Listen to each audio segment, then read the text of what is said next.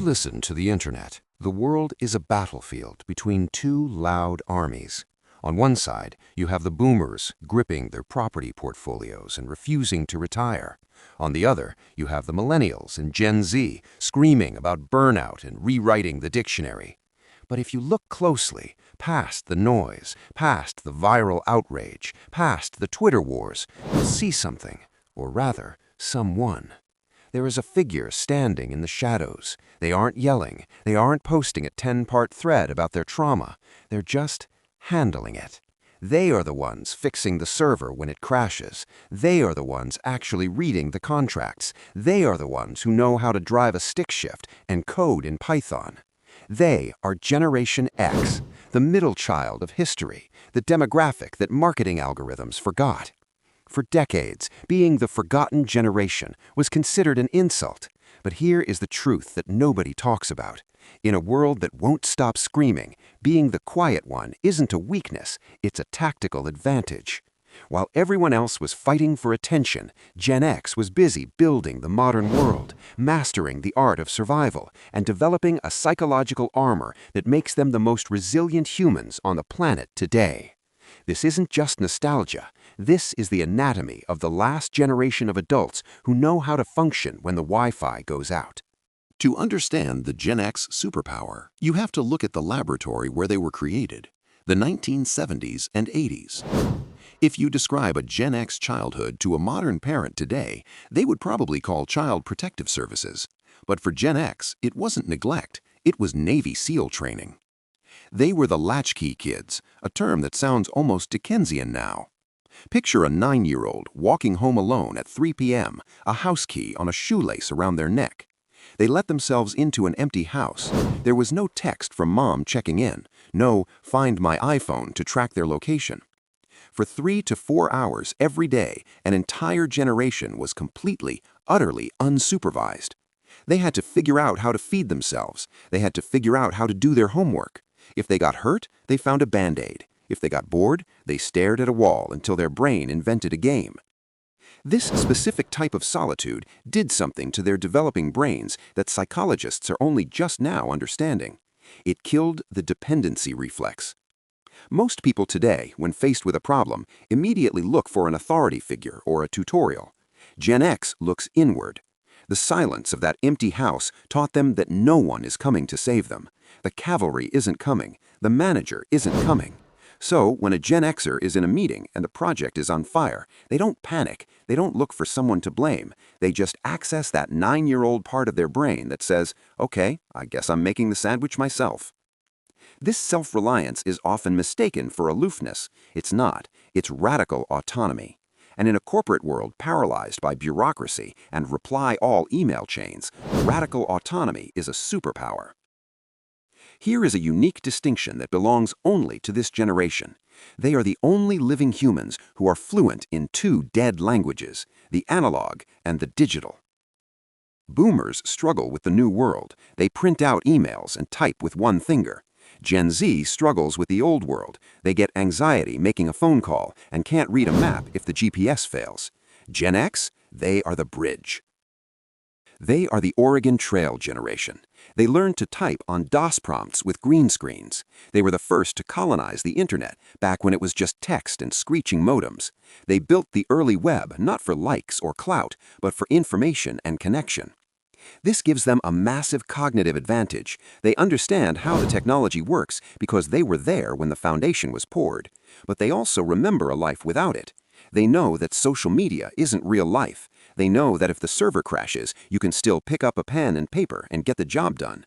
They treat technology as a tool to be used, not an external lung they need to breathe. While the younger generations are drowning in dopamine loops and algorithm addiction, Gen X maintains a healthy, slightly suspicious distance from their devices.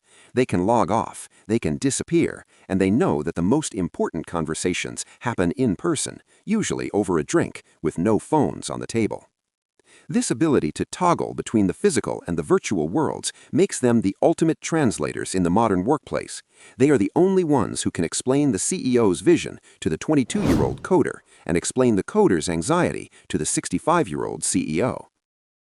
If you ask a Gen Xer how they're doing, The answer is usually a shrug and a fine. Critics call this cynicism. They say Gen X is disengaged. They say they have a whatever attitude. But let's look closer at where that attitude came from. They grew up in the shadow of the Cold War. They did nuclear drills in school, hiding under wooden desks as if that would stop a hydrogen bomb. They watched the AIDS crisis unfold while the government did nothing. They saw the divorce rate skyrocket as their parents decided to find themselves, often leaving the kids as collateral damage. They were promised nothing. In fact, they were the first generation told they would likely be poorer than their parents. So they developed a defense mechanism: irony, sarcasm, the whatever. But here's the twist. It's not apathy, it's armor. By expecting the worst, they rendered themselves immune to disappointment. You can't break a Gen Xer's heart with a layoff because they never trusted the company in the first place. You can't panic them with a recession because they've survived 3 of them before breakfast.